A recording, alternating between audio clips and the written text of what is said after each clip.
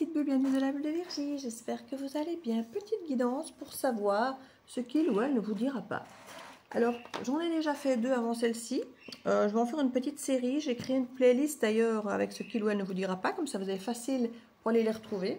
Je mets chaque fois un tout petit titre à côté, comme ça vous avez déjà une tendance du style de personne que c'est, si ça vous parle ou pas, pour avoir peut-être aller chercher justement le profil qui, entre guillemets, ressemble à la personne que vous cherchez. Parfois, on est surpris d'aller peut-être découvrir un profil qu'on pensait différent, puis quand on le voit, on se dit « Ah, mais si, en fait, ça me parle quand même. » Donc, si vous tombez sur l'un ou l'autre, peut-être qu'il y a quand même quelque chose à entendre. Alors ici, effectivement, je ne vais pas en profondeur, puisqu'on est sur du collectif. Je tire généralement des cartes féminines et masculines pour cette même personne face à vous, mais il arrive que parfois, ce soit deux énergies distinctes, la vôtre et l'autre en face. C'est pas parce qu'il y a des cartes de femmes que c'est pour une femme, c'est pas parce qu'il y a des cartes d'hommes que c'est pour un homme, ce sont des énergies, on a aussi bien des caractères féminins que des caractères masculins en soi. Je tire des cartes sur des spécificités physiques pour vous aider, pour voir si ça peut accentuer la guidance pour vous ou pas, mais ne forcez pas si vous sentez que c'est pas pour vous. Ici, effectivement, si ça vous intéresse d'avoir une guidance plus personnalisée, où je le fais pour vous, face à la personne qui vous intéresse, et à ce moment-là, je sais aller voir vraiment avec précision chaque chose, voir des aboutissements, voir quoi faire, comment faire. Ici, je ne vais pas forcément toujours aller dire quoi faire, comment faire, même si je tire comme la petite carte conseil, mais j'irai au-delà si je dois le faire en tirage personnalisé. Ici, je tire juste une carte conseil pour la guidance ici, enfin une ou deux s'il y en a deux qui tombent, mais de l'absolu c'est une. On va un petit peu, je regarde chaque fois ce qu'elle pourrait vous dire. Alors certains, vu que le principe c'est comme ce qu'il ou elle ne vous dira pas, ce sont des choses qui ne vous ont généralement pas dit ou qui vous ont peut-être dit mais qui n'ont pas assumé dans les actes. Ici c'est vraiment à voir ce qu'ils ne vous diront pas, mais qui vous diront peut-être un jour, peut-être, mais qui ne vous ont peut-être pas encore vraiment avoué. Certains vous le diront, d'autres pas. Comme je dis, ça dépendra des typicités, justement. Généralement, j'ai tendance à vous le dire, si cette personne est susceptible de venir vous le dire ou pas, à un moment ou à un autre, en fonction du type d'énergie que j'ai. Qu'est-ce que je voulais dire? Oui, donc j'ai fait une playlist. Je mets chaque fois le petit titre pour que vous ayez une tendance. Donc voilà, je crois que j'ai tout dit.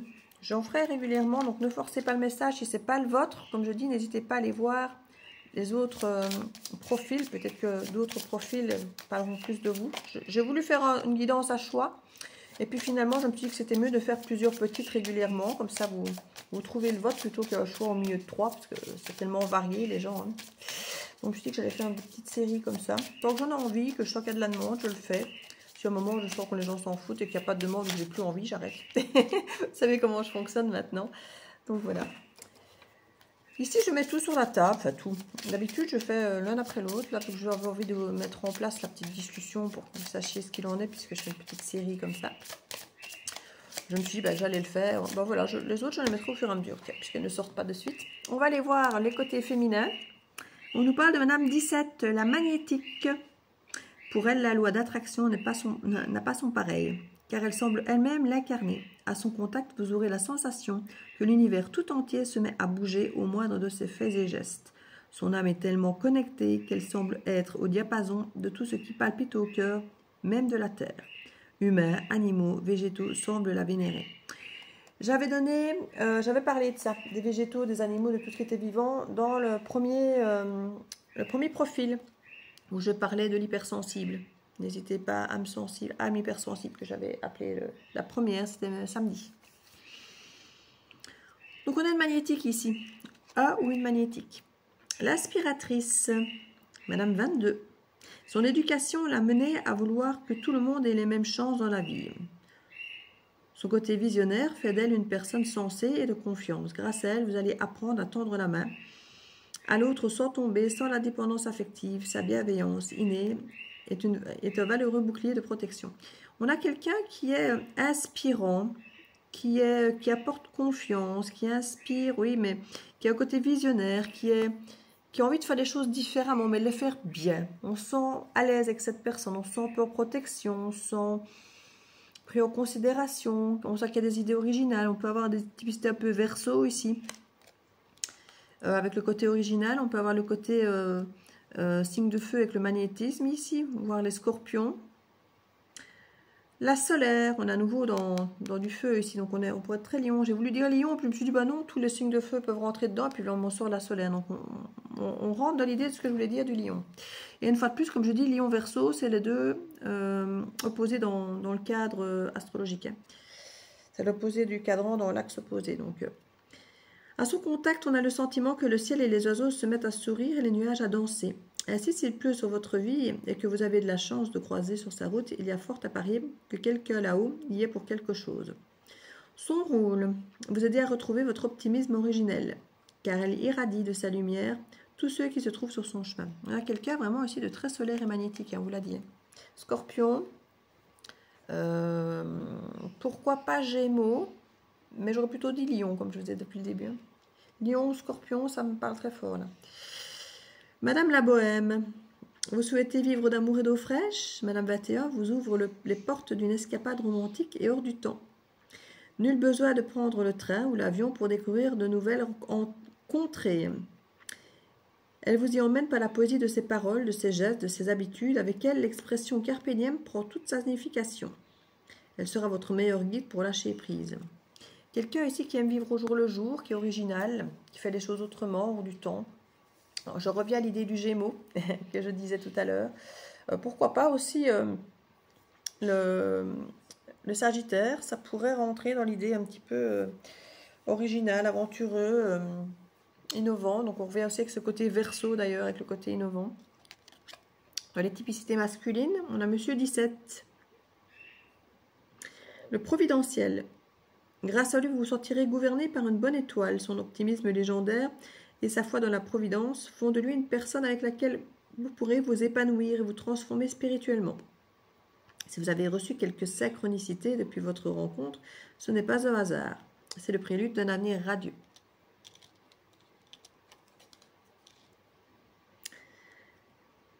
Monsieur 19, le protecteur. On avait Madame 19, on a Monsieur 19.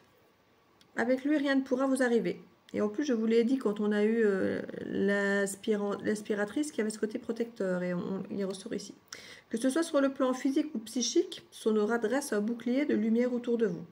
À son contact, on ne saurait s'aventurer à vous atteindre. Son énergie solaire, si puissante, décourage ceux qui oseraient se laisser aller à de bas instincts vis-à-vis de vous. On a le côté très lion. Hein. Le lion a un côté très protecteur, et ça ressort très fort ici. Hein. Le côté solaire, protecteur, il y a vraiment une énergie très, très rayonnante autour de cette personne, autour de vous, ça irradie. Et on n'a pas envie d'aller faire du mal, attaquer cette personne ou son environnement ici. Hein. Monsieur 9, l'altruiste. On revient sur l'idée du... On est vraiment très axe lion verseau ici. Hein. Très fortement, même si vous ne l'êtes pas, j'ai signé quelques signes. Hein. Son cœur ne comprend aucune frontière et déborde d'amour pour tout le monde. Le seul petit X, cela peut être au dépens d'une relation privilégiée. À vous de le comprendre pour éviter toute frustration. Cela ne veut pas dire pour autant qu'il ne vous aime pas. L'amour à deux est trop restrictif pour lui, mais vous pouvez croire en sa sincérité. Ici, on a effectivement quelqu'un qui peut aller... Alors pas, je dis, à tous les râteliers, parce qu'on n'est pas dans l'infidélité ici. On est dans quelqu'un...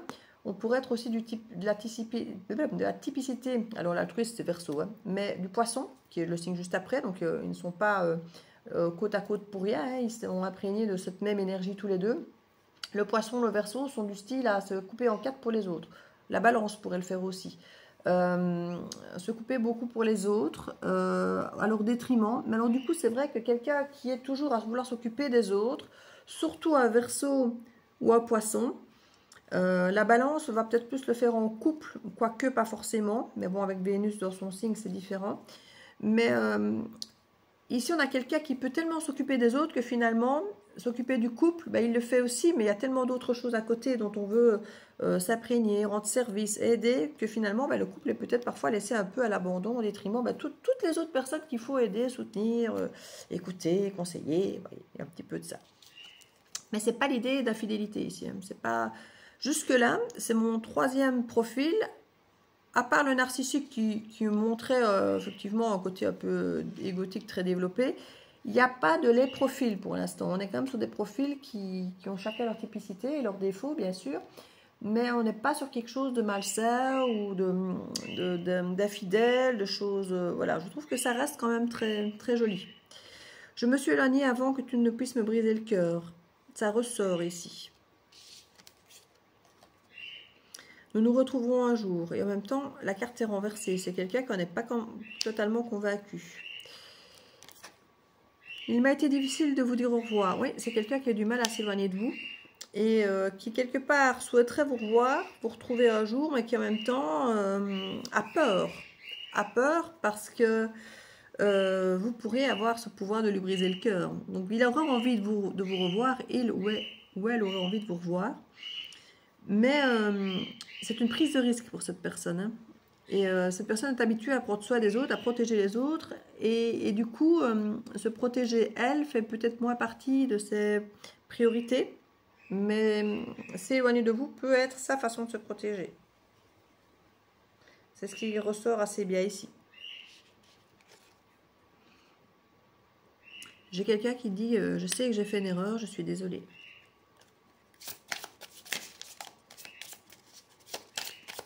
Quand même quelqu'un comme j'ai de très magnétique, de très solaire, de très altruiste, de faire très fortement différemment des autres. C'est quelqu'un qui pourrait vous dire qu'il a envie de vous prendre dans ses bras. C'est quelque chose qui ne vous dira pas ici. Cette personne doit savoir ce que vous pensez encore à elle.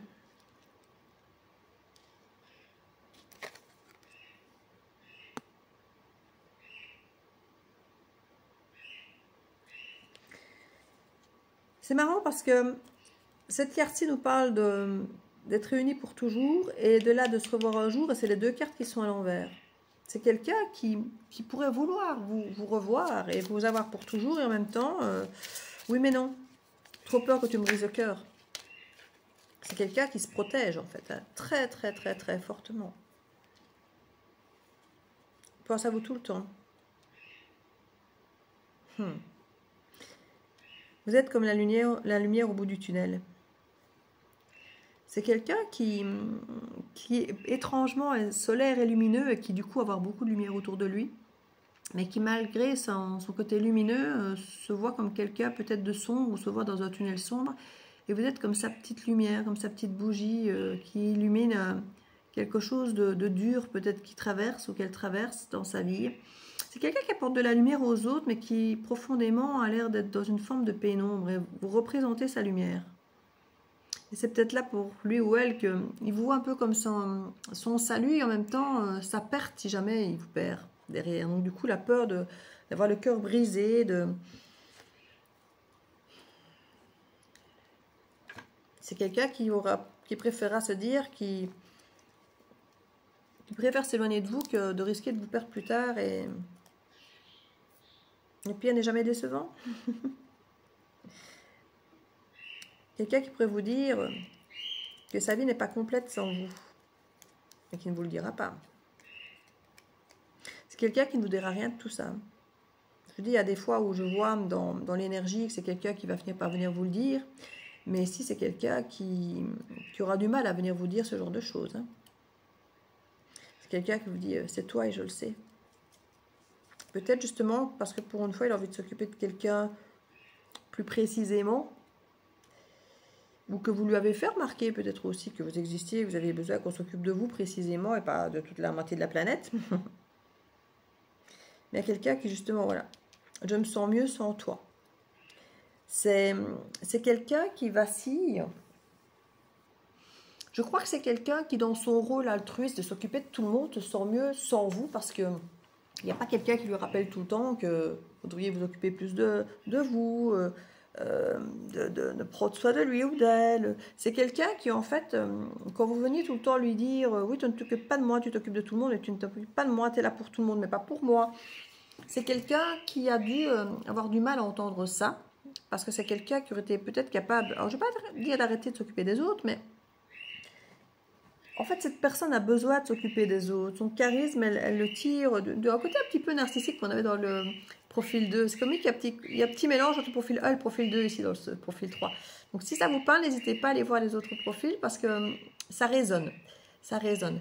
C'est quelqu'un qui aime rendre service parce qu'on le lui rend bien, parce qu'il est remercié, parce qu'on met sur un piédestal, même s'il n'y a pas l'ego qui ressort, mais c'est quand même un petit peu cette idée-là. Et s'il devait s'occuper de vous à hauteur de ce qu'il fait pour tout le monde, il n'aurait plus su s'occuper des autres et il aurait été juste encensé par vous et plus par la planète entière. Et donc du coup, en continuant à s'occuper des autres et à ne pas s'occuper de vous, il continue à se sentir bien. C'est là le côté « je me sens mieux sans toi ». Parce que réellement, il ne se sent pas mieux sans vous puisque vous êtes sa lumière au bout du tunnel. Mais de ce tunnel quelque part égotique où il a besoin des autres pour se sentir bien. Vous seriez la seule personne finalement à le nourrir et c'est ça qui lui fait peur à cette personne. C'est que si, ici, il y a plein de nourriture, on va dire, plein de personnes, vu qu'il est plein de monde, plein de personnes disent merci, plein de personnes sont reconnaissantes, plein de personnes le trouvent génial, formidable, altruiste, et il brille aux yeux de tout le monde. S'il se mettait à ne briller qu'à vos yeux parce qu'il ne s'occuperait que de vous, vous seriez son unique petite lumière au bout du tunnel, alors que là, il a plein de flambeaux dans le tunnel. Et c'est là que tout se joue. Mais pour cette personne, elle sait que c'est vous. Elle rêve d'être dans vos bras, elle pense à vous tout le temps. Elle aimerait de savoir si vous aussi vous pensez à elle, à lui. Et elle rêverait secrètement que ça reprenne un jour ou que vous soyez ensemble pour toujours. Mais en même temps, cette personne a du mal à se confronter entre l'idée effectivement de faire de vous son unique lumière ou de continuer à se nourrir de toutes les lumières qui l'entourent. Au niveau de la valorisation, au niveau de la sensation d'être utile aux autres. Vous voyez tout ce côté altruiste. C'est quelqu'un qui aime inspirer les autres. S'il n'y avait plus que vous, ben, ça devient réducteur en fait à yeux de cette personne. Cette personne aime bien, il y a besoin d'éblouir, d'inspirer les autres. Il y a ce côté à travers les autres, quoi. Très fortement. Ici, je vais aller voir ce qu'on peut vous conseiller avec une carte. Ici, si je le faisais en guidance privée, j'irais creuser davantage ce que cette personne pourrait faire, agir face à vous. Ce qu'elle pourrait faire concrètement. Et ce que je vous conseillerais, entre guillemets, avec les cartes conseils, mais une fois de plus, les conseils, vous savez que ce sont des clés. Hein, ça ne vous dit pas ce que vous devez faire. C'est vous qui avez la télécommande de votre vie dans vos mains. Mais les conseils, comment aborder une telle relation, une telle personnalité. Ici, on va aller voir le petit conseil. Sinon, j'irai creuser bien davantage sur tous les points si je faisais quelque chose de privé. Mais ici, on reste dans du collectif. Donc, la bonne nouvelle. Est-ce que cette personne... Parce qu'ici, c'est le conseil que je vous donne. Enfin, que les cartes vous donnent. La bonne nouvelle, en vous réjouissant du bonheur, du succès d'autrui, et rejaillissent naturellement sur vous. Je crois que le conseil qu'on vous donne ici, alors c'est marrant, c'est quand j'ai eu la bonne nouvelle, je me suis dit, ah, vous allez recevoir un message. Et puis je me suis dit, non, c'est un message qu'on leur donne, c'est peut-être eux qui vont devoir envoyer le message. Et là, du coup, je me dis, c'est marrant parce que finalement, il y a une forme de réciprocité, j'envoie, t'envoie, qui envoie, qui va envoyer quoi. Et il y a effectivement l'idée de réciprocité dans cette carte qui vous dit qu'en se réjouissant des bonheurs et du succès d'autrui, ça rejaillit sur vous. Ici, j'ai l'impression que cette personne aurait besoin que vous puissiez l'applaudir des deux mains d'une certaine manière. Quand vous voyez comme il s'occupe bien de tout le monde, qu'il prend soin de tout le monde, qu'il aspire tout le monde, parce qu'il a besoin de ça. Et plutôt que d'en avoir les reproches du « oui, tu t'occupes toujours des autres, mais tu ne t'occupes pas de moi », que vous voyez en lui plutôt ce côté altruiste du « ah, tu prends soin des autres aussi, tout le monde peut compter sur toi, tu es quelqu'un sur qui on peut compter, tu es loyal ». Voilà, il voudrait que vous voyiez le côté positif de ce côté altruiste plutôt que d'y voir une entrave, entre guillemets, amoureuse, exclusive. Même si, sur le plan amoureux, ça peut être exclusif, mais au niveau de l'attention, on va dire. Il y a quelque chose un petit peu... Je crois que cette personne vous donnerait encore plus, que cette personne aurait moins peur peut-être, qu'elle oserait davantage venir vers vous. Il y aurait moins peur d'avoir le cœur brisé si effectivement cette personne n'avait pas à choisir entre s'occuper de vous ou s'occuper de la planète entière. Cette personne aurait presque envie que vous l'applaudissiez des deux mains, voire des quatre mains, face à toutes ces prouesses. Plutôt que de dire, oui, mais regarde, tu fais tout ça pour les autres et rien pour moi. Cette personne rêverait d'être reconnue par vous avec tout ce qu'il fait pour tous les autres qui ne sont pas vous. En résumé. Il voudrait que vous souteniez dans cet effort. En deck, c'est l'entrave. Ouais, c'est ça. Rien ne vous empêche d'avoir ou de faire ce que vous voulez. En fait, cette personne voudrait ne pas avoir à choisir entre aider les autres, soutenir les autres, être là pour les autres, être là pour vous. Il y a cette idée de liberté, d'avoir la liberté de pouvoir avoir les deux, vous, et de continuer à être là pour tout le monde. Mais c'est beau, c'est beau. C'est vrai que l'idée, l'amour n'est pas entravant, l'amour n'est pas censé effectivement mettre en cage ou devoir mettre au pied du mur les gens pour qu'ils s'occupent de vous, de nous. Cette personne a besoin d'avoir cette liberté de le faire et peut-être après d'avoir cette liberté de vous mettre peut-être en avant. Si cette personne sent qu'elle n'est pas dans cette entrave de devoir choisir vous ou les autres, mais de pouvoir tout faire, peut-être que machinalement, spontanément, moi je fonctionne assez bien comme ça. Quand on me dit ce que je dois faire, subitement, j'ai pas envie de le faire. Même si c'est ce que j'allais faire, parce qu'on a tendance à me l'imposer ou à me le suggérer fortement, je n'ai pas envie de donner l'impression à l'autre que je lui obéis. Donc du coup, je ne vais pas le faire. Alors qu'à la limite, c'est ce que je comptais faire. C'est débile, vous allez me dire. Mais si l'autre se dit que je suis sous sa coupe et que je fais ce qu'il me demande, c'est comme si je lui donnais, entre guillemets, le pouvoir sur ma vie, de décision de ma vie, alors que c'était ce que j'allais faire moi-même, spontanément. Mais parce qu'il pourrait imaginer que je lui obéis, que je fais ce qu'il veut, qu'il a ce pouvoir sur moi de me faire faire ce qu'il veut, ou me faire faire ce qu'il veut, j'aurais tendance à faire autre chose. Peut-être de le faire après, mais pas au moment où il me le suggérerait, en tout cas. Alors que ça se trouve, j'avais peut-être même organisé des choses dans ce sens. Je suis capable de les défaire pour... vous voyez, donc il y a quelque chose de cet ordre. Mais je vous ai dit, c'est très imprégné Verseau, hein, et je suis Verseau. Donc, et de plus en plus, je me retrouve dans le côté Lion aussi, qui est de l'autre côté. Dans le côté, n'oser peut-être plus assumer de se montrer, d'être vu, d'exister, de rayonner, ce qui généralement est la part opposée justement du Verseau qui va rechercher dans le Lion. Et il y a un petit peu de tout ça. On ressent très fort tout ça. Ce côté altruiste du Verseau, qui ne veut pas qu'on lui demande de changer ou d'être quelqu'un d'autre. Hein. Il y a vraiment, c'est très imprégné comme ça ici. N'hésitez pas à me dire si ça vous parle, si c'est votre guidance. Ou alors n'hésitez pas, comme je dis, à aller voir les autres. Il y en a 2 autres pour l'instant. Je vais en faire d'autres encore. Mais au moins, il y en a encore déjà 2. J'ai fait une petite liste, comme je vous ai dit. Dans la playlist, vous allez voir ce qui ne vous a pas dit ou ce qui ne vous dira pas. Voilà, elles seront toutes les 3 là-dedans déjà et toutes les autres qui suivront, je les mettrai là-dedans. Elles sont aussi dans le mois de mars pour celles qui sont tirées au mois de mars et elles sont aussi dans les tirages 2025. Donc voilà, vous les retrouvez dans plusieurs playlists. Souvent les playlists, il y a des vidéos qui sont dans plusieurs playlists, donc pour vous aider à les retrouver plus facilement si vous en recherchez. Je vous fais des bisous et à bientôt dans la Bulle de Vigie. Ciao, ciao.